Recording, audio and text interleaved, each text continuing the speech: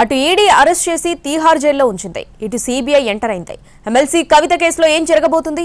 తీహార్ జైల్లో ఉన్న ఆమెను సిబిఐ ఏం ప్రశ్నించబోతుంది? కొత్తగా బయటకొచ్చిన విషయాలపై ఆరా తీస్తుందా? Let's watch. Delhi liquor scam కేసులో కీలక పరిణామం చోటు చేసుకుంది. తీహార్ జైలులో ఉన్న కవితను ప్రశ్నించేందుకు సిబిఐ కోర్టు అనుమతి కోరింది. ఈ మేరకు ఢిల్లీలోని రౌస్ అవెన్యూ కోర్టులో పిటిషన్ దాఖలు చేసింది. తీహార్ జైలులో ఉన్న కవితను లిక్కర్ స్కామ్ కేసులో విచారించి ఆమె స్టేట్మెంట్ను రికార్డు చేయాలని కోరుతూ పిటిషన్ వేసింది. కవితను ప్రశ్నించేందుకు సిబిఐకి రౌస్ అవెన్యూ కోర్టు అనుమతించింది. జైల్లోకి ల్యాప్టాప్, స్టేషనరీ తీసుకెళ్లేందుకు అనుమతినిచ్చింది. లిక్కర్ కేసులో కవితను విచారించి ఆమె స్టేట్మెంట్ రికార్డు చేయనుంది. వచ్చే వారం తీహార్ జైల్లోని కవితను దర్యాప్తు సంస్థ విచారించనుంది. ఆప్కు ఇచ్చిన 100 కోట్ల రూపాయల వ్యవహారంపై ప్రశ్నించనుంది సిబిఐ. లిక్కర్ కేసులో విచారణకు హాజరు కావాలంటూ 2022 డిసెంబర్ 2న కవితకు సిబిఐ నోటీసులు పంపింది. ఆమె మాత్రం విచారణకు హాజరు కాలేదు. తాను వేసిన పిటిషన్ సుప్రీంకోర్టులో ఉందని, అది తేలే వరకు విచారణకు హాజరు కానంటూ సిబిఐకి కవిత సమాధానమిచ్చారు. ఇప్పటికే ఈ కేసులో అరెస్టైన కవిత ప్రస్తుతం తీహార్ జైల్లో రిమాండ్ ఖైదీగా ఉన్నారు. గత నెల 15న కవితను హైదరాబాద్లోని ఆమె నివాసంలో ఈడీ అరెస్టు చేసింది.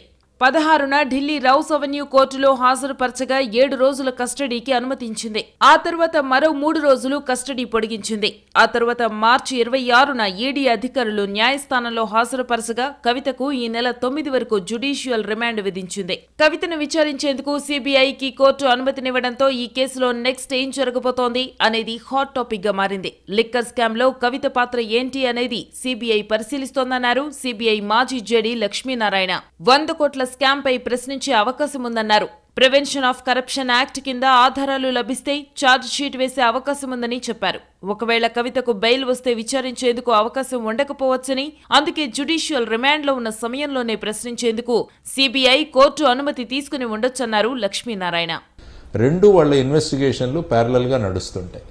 సో ఆ విధంగా ఇప్పుడు మీరు చూస్తే కవిత గారిని ఈడీ కేసులో అరెస్ట్ చేసి వారిని జ్యుడిషియల్ కస్టడీలో పంపించడం జరిగింది. ఆల్రెడీ సిబిఐ కేసు నడుస్తోంది. జ్యుడిషియల్ రిమాండ్లో ఉన్న కవిత గారిని మేము జైల్లోనే ప్రశ్నిస్తామని కోర్టును అడిగి పర్మిషన్ తీసుకున్నట్టు తెలిసింది. కాబట్టి వారు జైలుకు వెళ్లి వారిని ప్రశ్నిస్తారు. ఇందులో ముఖ్యంగా ఈడీ ఇన్వెస్టిగేషన్లో వచ్చిన విషయాలు, ఆ తర్వాత సిబిఐ ఇప్పటి వరకు చేసిన ఇన్వెస్టిగేషన్లోని విషయాలు, కొన్ని విషయాలను వారి ద్వారా తెలుసుకునే ప్రయత్నం సిబిఐ చేస్తుంది. ఇక కవిత బెయిల్ పిటిషన్ పై విచారణ చేసిన న్యాయస్థానం తీర్పును సోమవారానికి వాయిదా వేసింది. ఈడీ మాత్రం కవితకు బెయిల్ ఇవ్వద్దని కోరుతోంది. బెయిల్ ఇస్తే సాక్ష్యాధారాలను ప్రభావితం చేసే అవకాశం ఉందని, ఇప్పటికీ ఆమెకు వ్యతిరేకంగా అనేక ఆధారాలు ఉన్నాయని ఈడీ తెలిపింది. ఫోన్ డేటా మొత్తాన్ని డిలీట్ చేశారని ఆరోపించింది. తాము అడిగిన ప్రశ్నలకు కూడా సమాధానం ఇవ్వలేదని వివరించింది.